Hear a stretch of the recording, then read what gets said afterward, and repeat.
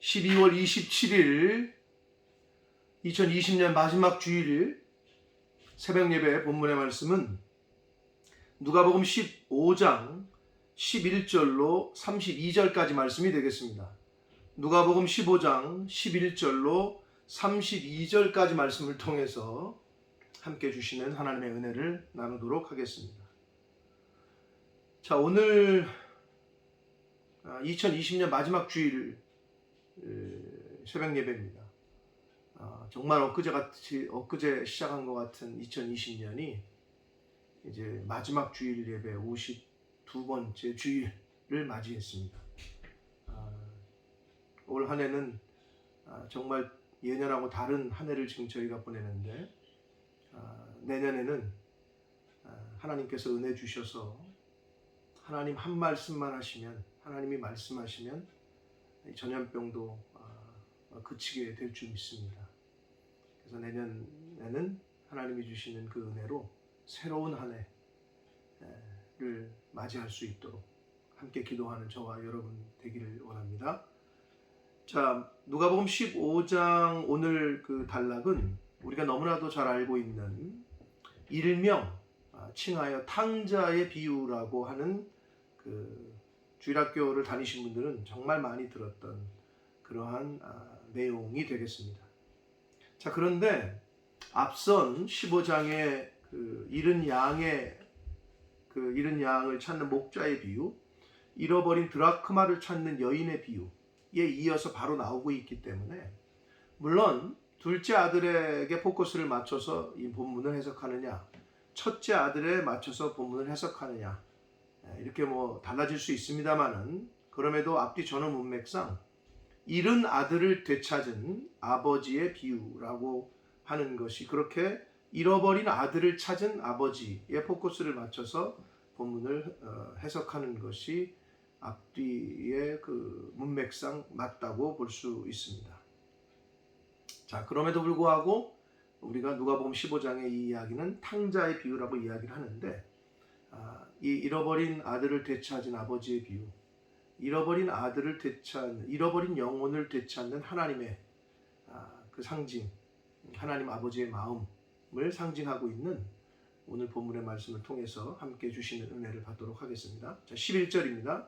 또 이르시되 어떤 사람에게 두 아들이 있는데 그 둘째가 아버지에게 말하여 아버지여 재산 중에서 내게 돌아올 분깃을 내게 주소서 하는지라 라고 말씀합니다.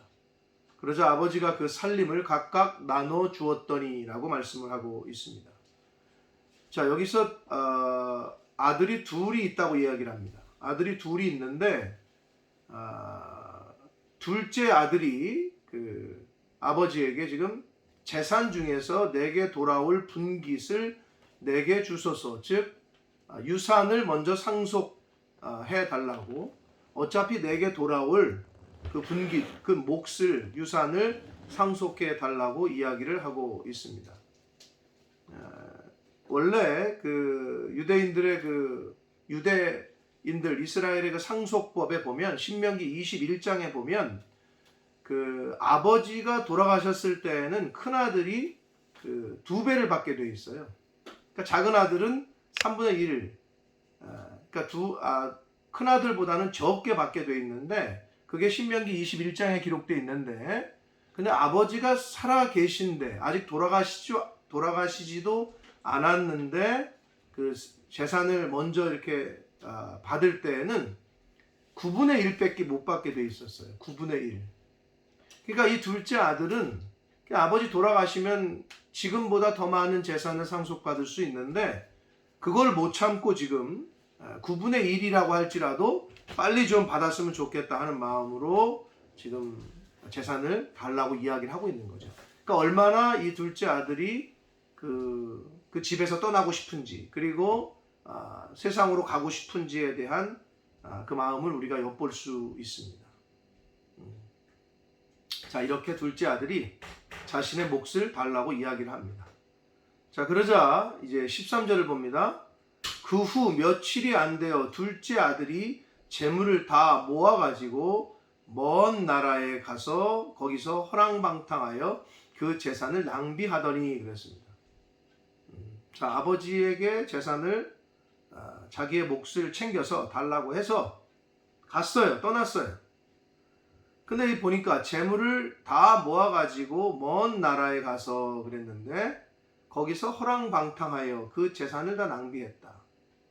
간지 얼마 되지도 않았는데 허랑방탕, 즉 여기서 이 허랑방탕 막 낭비했다고 이렇게 1차적으로 우리가 볼 수 있습니다만은 이 헬라어 원어가 아소토스예요.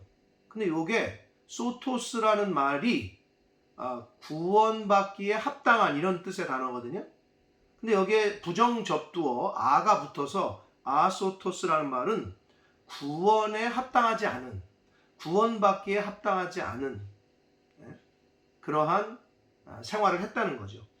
그러니까 뭐 재산을 그냥 이거 여기저기 허랑방탕에 사치해서 썼다, 이런 게 1차적인 의미라면 더 영적인 의미, 그리고 2차적인 의미는 구원받기에 합당하지 않은 삶을 살았다는 거예요.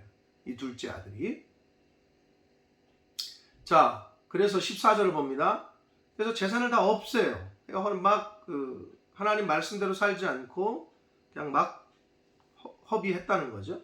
다 없앴어요. 그러고 나자 그 나라에 크게 흉년이 들어 그래요.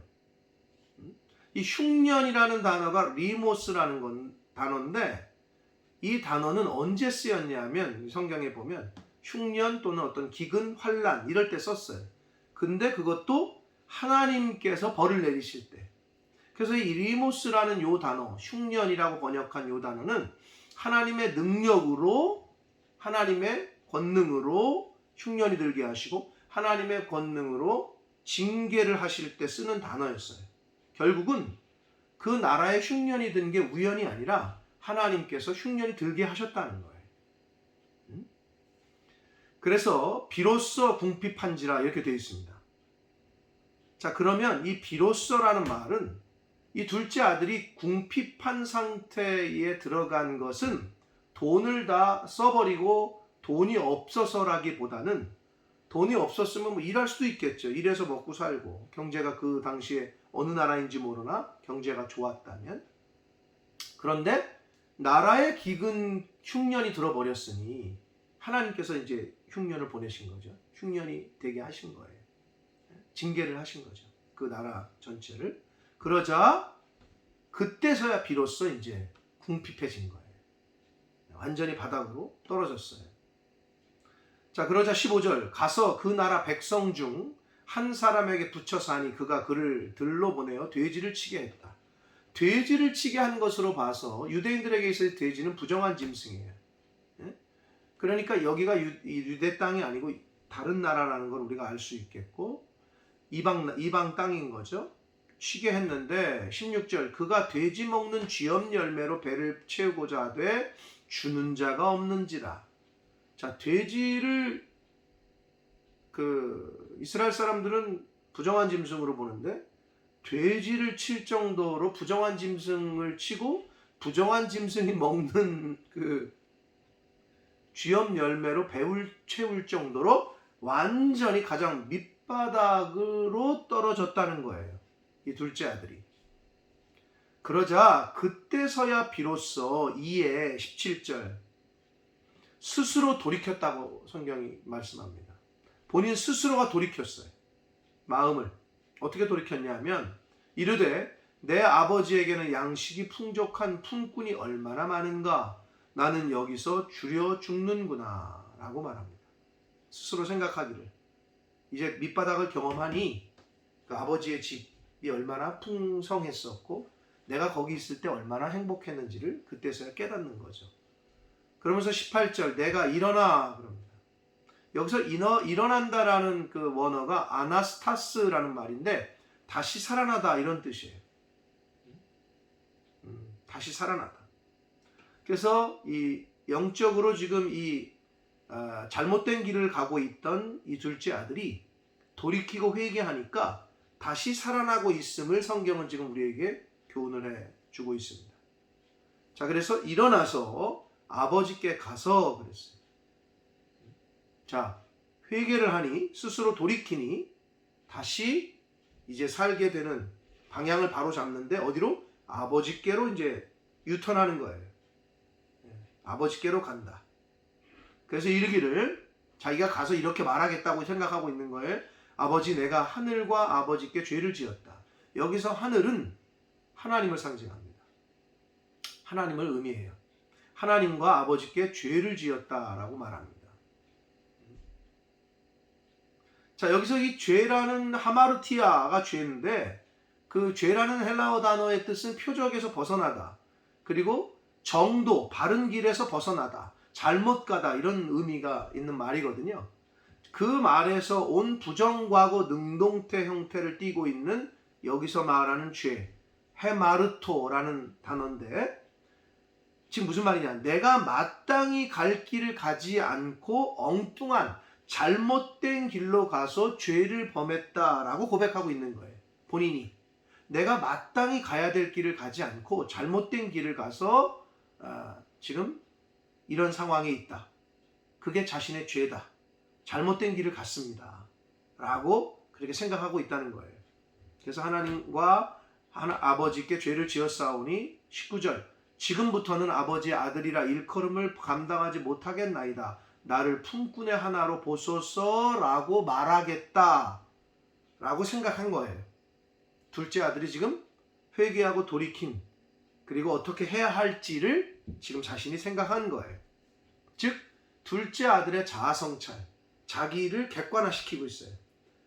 어떤 상황에서? 가장 밑바닥에 떨어졌을 때. 그래서 자신이 뭐를 잘못했는지, 왜 어떻게 엉뚱한 길로 왔는지, 그리고 자기가 지금 어떻게 해야 되겠다라고 지금 아버지 집으로 돌아가서 이제 내가 이렇게 해야 되겠다라고 자아성찰을 했어요. 아버지의 아들이라고 이제는 면목이 없다는 거죠. 차라리 그 아버지 집의 종으로서 사는 것이 자기는 더 행복할 것이라고 생각하고 이제 일어나서 아까도 말한 일어나다, 아나스타스, 다시 살아나다 이런 뜻이 있어요. 일어나서 아버지께로 돌아가니라. 아버지께로 가요. 이제 출발해요. 근데 아직도 거리가 먼데 라고 성경은 말해요. 아버지 집에 도착할 때까지는 아직도 거리가 멀어요. 근데 아버지가 그를 멀리서 봤어요. 그래서 아버지가 그를 보고 측은히 여겨서 달려가 목을 안고 입을 맞췄다. 여기서 측은히 여겼다라는 말이라고 번역한 한국말로 번역한 이 단어는 애끓는 이런 뜻이에요. 창자가 끊어질 정도로 아주 애끓는 심정, 이 스플랑크나 이런 말인데 아주 애끓는 마음으로 아들을 기다리고 있었던 거죠, 아버지는. 그래서 아버지가 아들이 멀리서 오는 걸 보고 달려가요. 그리고 목을 안고 입을 맞췄다. 여기서 입을 맞췄다는 것도 한 번 이렇게 맞춘 게 아니라 계속 입을 맞췄다는 계속적인 의미가 있어요. 근데 이 모습은 유대인들의 어떤 그 통념상 이렇게 할 수는 없는 모습이에요. 아버지의 체면, 가부장적인 사회였으니까. 이렇게 막 달려가서 아들을 끌어안고 입을 계속 맞추고 이런 거는 그들의 그 통념상 있을 수 없는데 이렇게 한 거예요. 즉 죄인을 향한, 회개하고 돌아온 죄인을 향한 하나님 아버지의 그 사랑이 어떠한가를 간접적으로 보여주고 있는 그러한 내용입니다. 그러한 모습이에요.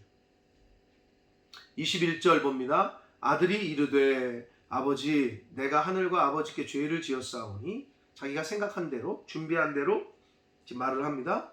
지금부터는 아버지의 아들이라 일컬음을 감당하지 못하겠나이다. 하나 그래요. 준비한 대로 이야기를 합니다. 나는 이제 아버지의 아들이라고 여김을 받기도 저는 정말 부끄러운 그런 못된 짓을 했습니다. 그러자 22절 아버지는 종들에게 이르되, 여기서 제일 좋은 옷을 내다가 입히고 그 말을 듣고 아들에게 대꾸도 안 해. 종들에게 말합니다. 그리고 제일 좋은 옷을 내어다 입히라. 첫 번째. 그리고 한글 성경에는 번역이 안 돼 있습니다만 언어에는 종들에게 이르되 신속하게 빨리 이런 단어가 있어요. 근데 그 번역을 뺐어요. 그러니까 아버지는 지금 급한 거예요. 너무 기쁜 거예요. 빨리 가서 좋은 옷을 가지고 와라. 그리고 두 번째, 손에 가락지를 끼워라. 이 손에 가락지를 끼운다는 것은 아들로서의 신분으로서 인정한다는 상징이에요. 너는 내 아들이다. 상속자다라는 의미가 있는 것이 가락지를 끼는 거예요. 그런 의미고, 발에 신을 신기라. 당시의 종들은 맨발로 다녔어요. 그래서 종들이 하는 일의 첫 번째가 주인이 나갔다 들어오면 신발을 벗기고 물로 발을 닦이는 거야.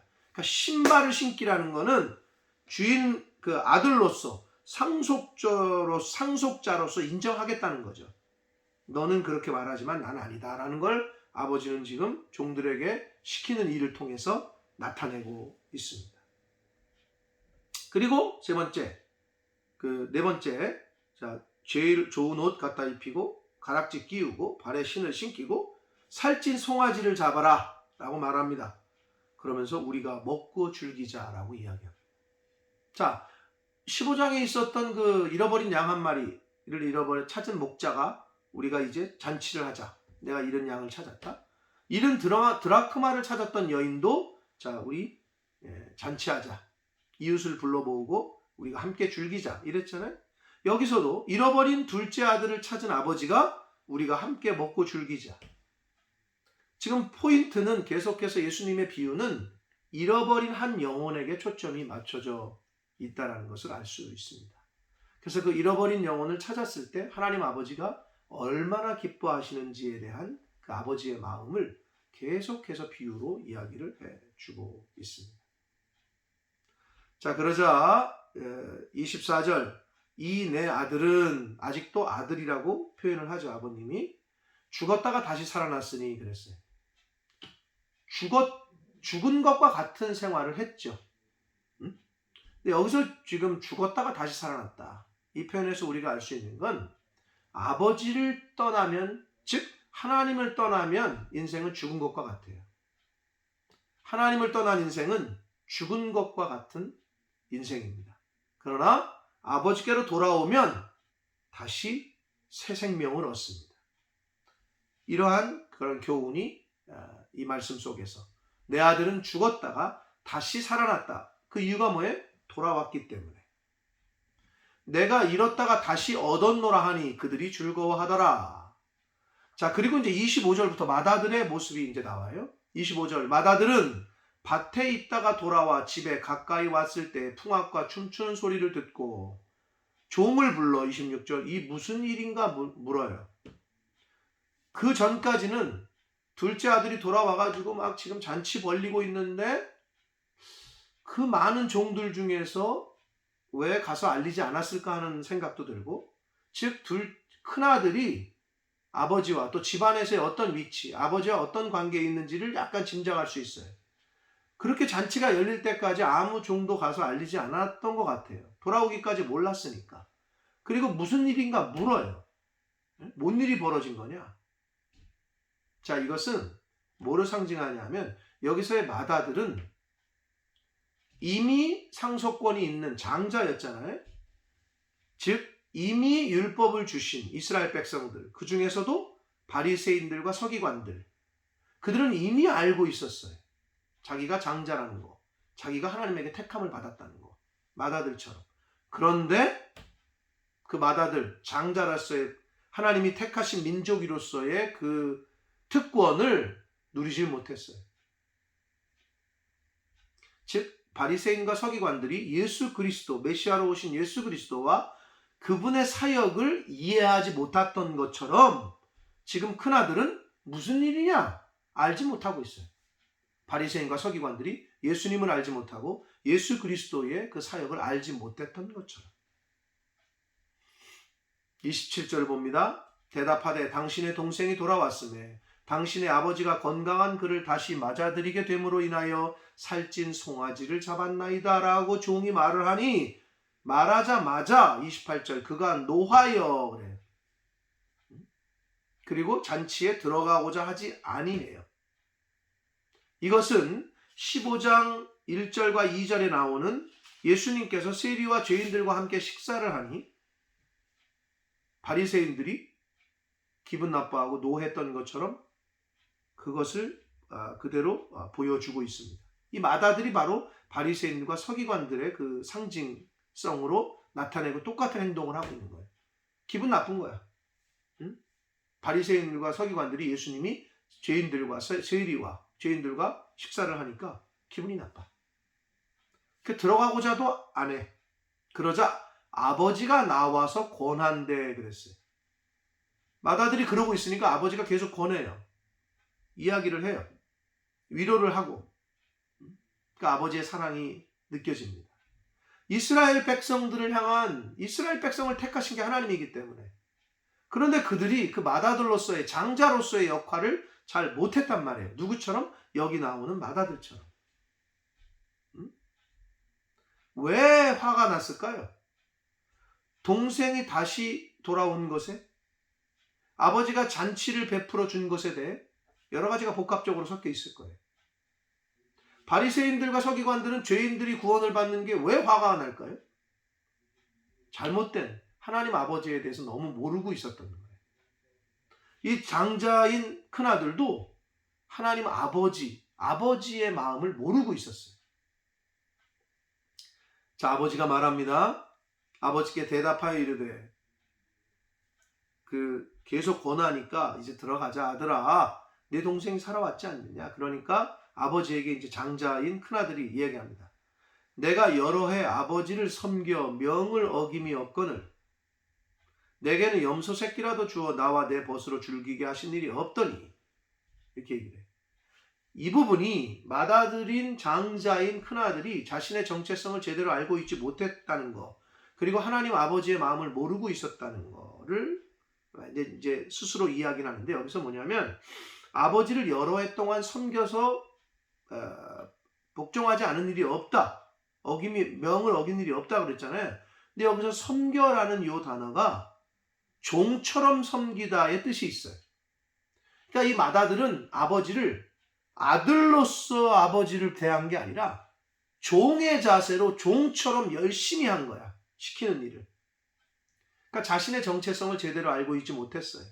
그리고 이 맏아들은 자기가 종으로서 아주 종처럼 열심히 일하고 순종한 것을 자신의 의로 나타내고 있어요. 드러내고 있어요. 내가 이렇게 열심히 하지 않았냐? 내가 아버지의 말씀에 그대로 순종하고 하지 않았냐? 이걸 자신의 의로 드러내고 있어요. 누구처럼? 바리새인들과 서기관들처럼. 자신의 정체성에 대해서 아들인데, 하나님의 자녀인데 그걸 제대로 알고 있지 못했습니다. 그러면서 30절, 아버지의 살림을 창녀들과 함께 삼켜버린 이 아들이 돌아오매 그래.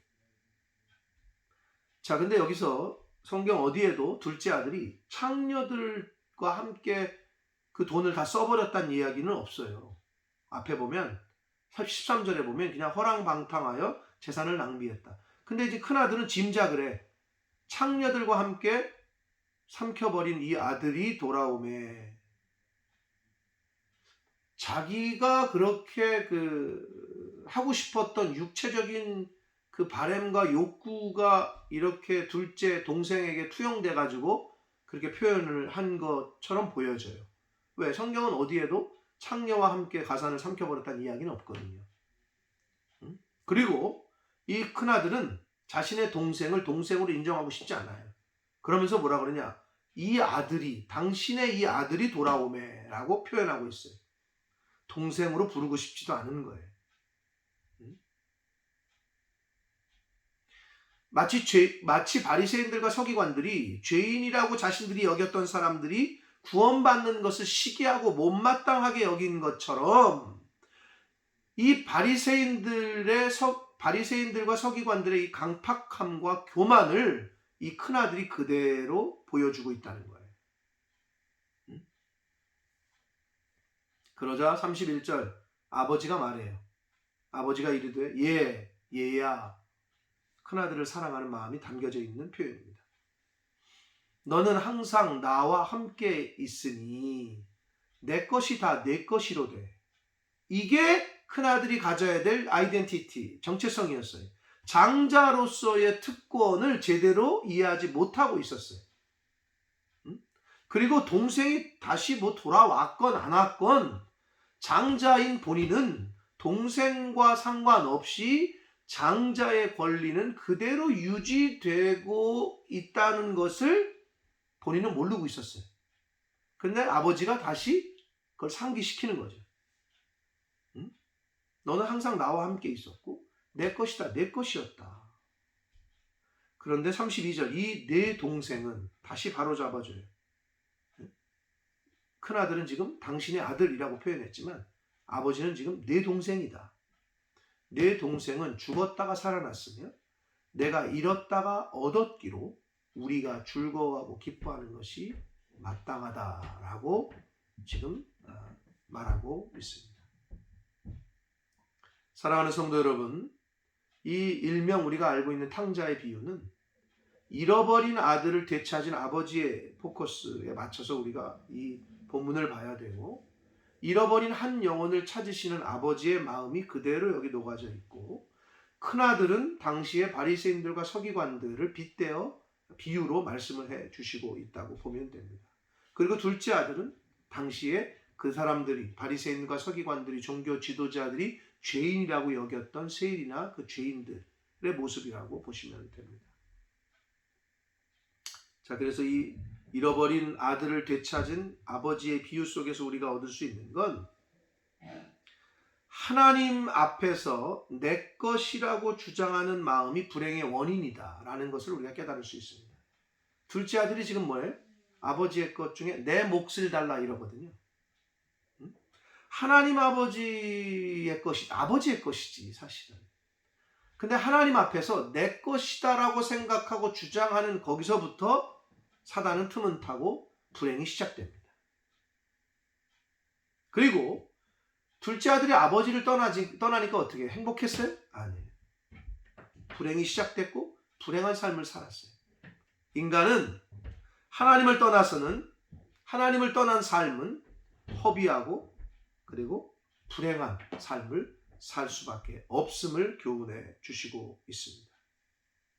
또한 하나님이 없는 세상은 흉년이 든 세상과 다를 바가 없습니다. 그리고 성도가 하나님 앞에 택함 받은 사람이 죄를 회개하지 않고 계속해서 세상에 살려고 세상에 머물면 머물수록 더욱더 비참한 삶을 살 수밖에 없음을 오늘 말씀을 통해서 교훈해 주고 있습니다. 그러나 반대로 회개하고 돌아오면 세상이 줄 수 없는 복을 누린다는 것을 또한 이 잃어버린 아들을 찾은 아버지의 비유, 즉 탕자의 비유에서 우리가 또 교훈을 얻을 수가 있습니다. 사랑하는 성도 여러분, 하나님의 자녀로서의 그 특권, 그 정체성을 분명히 깨닫는 저와 여러분이 되시기를 축복합니다.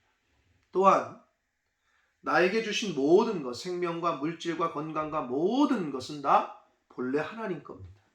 내 것이 아니에요. 내 것은 없어요.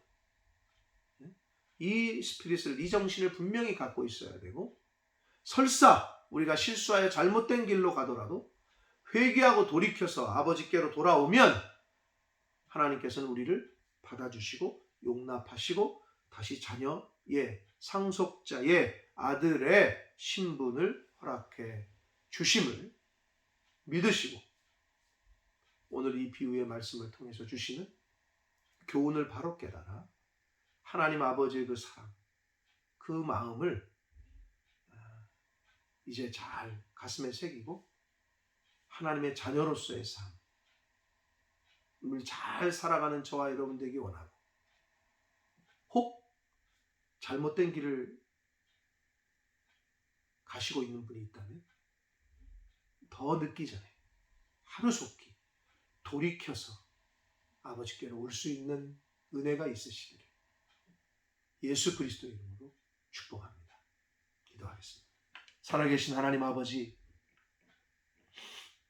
오늘 새날 주시고 또 복된 주일을 허락하시고 생명 주시고 하나님의 말씀을 전하고 들음으로 주일을 시작하게 하시니 아버지 감사합니다. 아버지 하나님, 오늘 저희들이 너무나도 어렸을 때부터 잘 들었던 이 말씀, 탕자의 비유, 잃어버린 아들을 되찾은 아버지의 비유를 통해서 잃어버린 영혼을 향한 아버지의 마음이 어떠한 것인지를, 또한 저희들에게 혹시 큰아들과 같은 마음이 없는지, 또한 저희들이 혹시 둘째 아들과 같이 어리석은 결정을 하고 행동을 하고 살아가는 모습은 없는지 오늘 말씀을 통해 교훈해 주시니 아버지 감사합니다. 아버지 하나님, 혹 잘못된 길을, 잘못된 선택을 하여 가고 있다면 하루속히 돌이켜 일어나 아버지께로 돌아갈 수 있는 그러한 은혜를 허락하여 주옵소서. 아버지께서 용납하시고 회개하는 자, 돌이켜 돌아오는 자, 하나님의 자녀로 다시 삼아주신다는 이 교훈의 말씀을 믿고 확신하여 이제는 그렇게 살아갈 수 있는 하나님 아버지의 자녀로, 천국의 상속자로 살아가는 하나님의 자녀된 저희들 모두가 되도록 주여 은혜 내려 주옵소서. 예수 그리스도 이름으로 축복하며 기도 올리옵나이다. 아멘.